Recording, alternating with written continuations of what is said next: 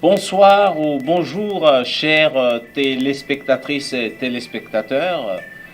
Je m'appelle Lumembo Chiswaka, votre animateur pour l'émission de Franco Toronto. Sur notre plateau aujourd'hui, nous avons Monsieur Jacques Yamdje, notre invité. Il est directeur de l'organisme Canora. C'est une association de Canadiens et Canadiennes d'origine antillaise africaine. Monsieur Jacques Yamdje va répondre à une question très importante, la question du jour, et celle-ci. Comment combattre la criminalité des jeunes francophones d'origine immigrante, donc africaine, en ce qui concerne, n'est-ce pas, leur vie et leur intégration au Canada? Bonjour, Monsieur Lumembo et à tous ceux qui nous écoutent présentement.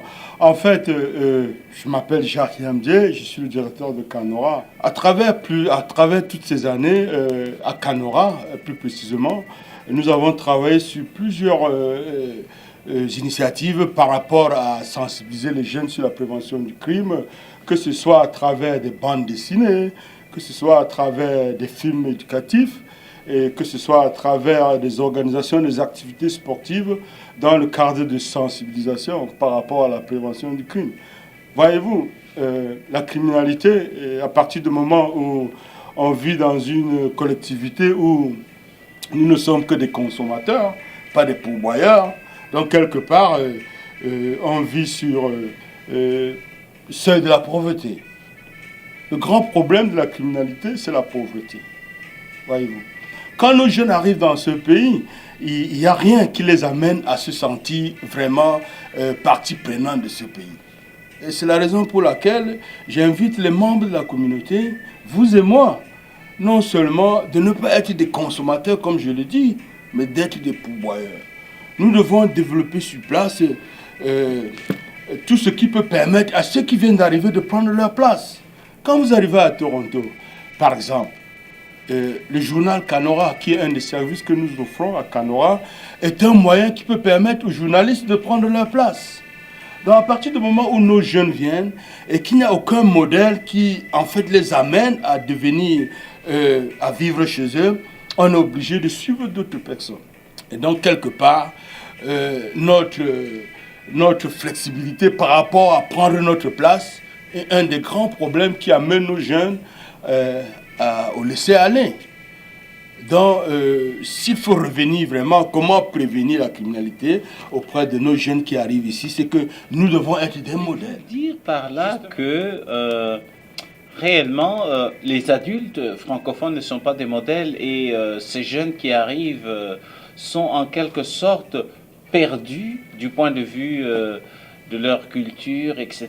Quels sont réellement les facteurs qui les poussent s'il faut revenir au fond des choses, voyez-vous, la francophonie en général, à Toronto, avec mes expériences de 20 ans, elle est malade. Parce que si, au fond de la francophonie, il existait des catégories de francophones, il y a un problème. Nous sommes tous des francophones et c'est à travers toute notre collectivité que nous ferons de la francophonie un noyau qui pourrait permettre aux francophones de prendre leur place. À partir du moment où, n'est-ce pas, ne serait-ce que dans la grande ville de Toronto, les organismes qui répondent à ce besoin n'ont pas une certaine collaboration entre elles, soit parce que c'est les organismes des minorités francophones, ces organismes des francophones de souche. Puisque vous dites que la francophonie est malade, n'est-ce pas là une accusation très grave? Et puis, en d'autres termes, je voulais dire, vous venez d'utiliser un mot ici, une expression que je trouve très choquante, francophone de souche.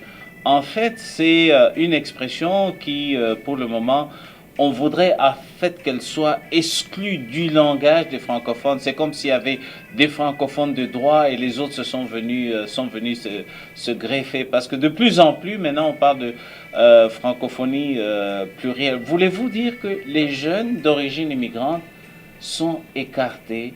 Ils ne se sentent pas vraiment partie prenante de ça? La meilleure prévention est qu'on se dise la vérité. Quand on regarde au niveau de la criminalité, les jeunes qui sont le plus impliqués dans cette criminalité, ce sont les jeunes des minorités. Donc à partir du moment où nous ne pouvons pas laver nos linges sales entre nous, il y a un problème. Si on retourne en arrière et qu'on regarde les jeunes qui ont été victimes, soit de gangs de rue, nous avons perdu des jeunes dans la communauté assassinés par d'autres jeunes. Ce sont d'autres jeunes des minorités qui assassinent d'autres jeunes des minorités. Les enquêtes policières ne nous ont jamais donné un résultat.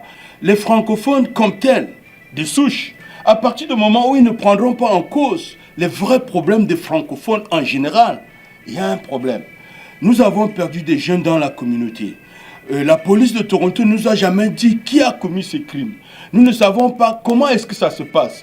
Ces francophones qui vivent ici et qui ont le pouvoir d'aller chercher où est la réalité, où sont-ils?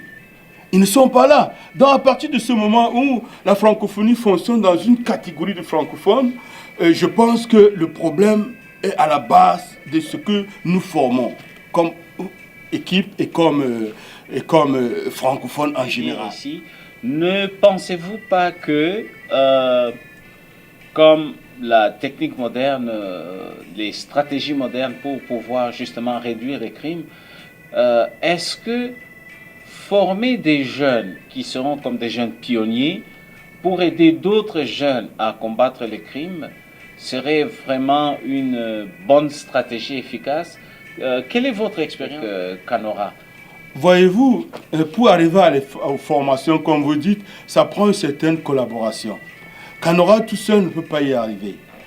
Je pense que tous ces organismes francophones, que ce soit des minorités, que ce soit des franco-ontariens, nous devons travailler en partenariat pour répondre à ces besoins. À partir du moment où déjà nous, on ne peut pas recevoir une lettre d'appui pour aller chercher du financement pour aider les jeunes de notre communauté, en fait, qui sont des francophones, il y a un problème. Il y a un problème. Et c'est pourquoi je reviens sur ce processus. Nous ne devons pas être des consommateurs, mais nous devons développer des initiatives pour être des pourvoyeurs. Nous devons travailler en collaboration. Quand on regarde les organismes francophones à Toronto qui répondent aux besoins de la communauté, il y en a plusieurs, mais nous ne travaillons pas en partenariat. Que ce soit ceux qui sont là depuis 20 ans, depuis 30 ans, ou ceux qui voient le jour aujourd'hui. Nous avons besoin tous de notre expertise pour répondre à ce besoin. Chères téléspectatrices et téléspectateurs, nous allons prendre une pause de quelques minutes et nous allons revenir avec notre invité du jour, Monsieur Jacques Yamdje.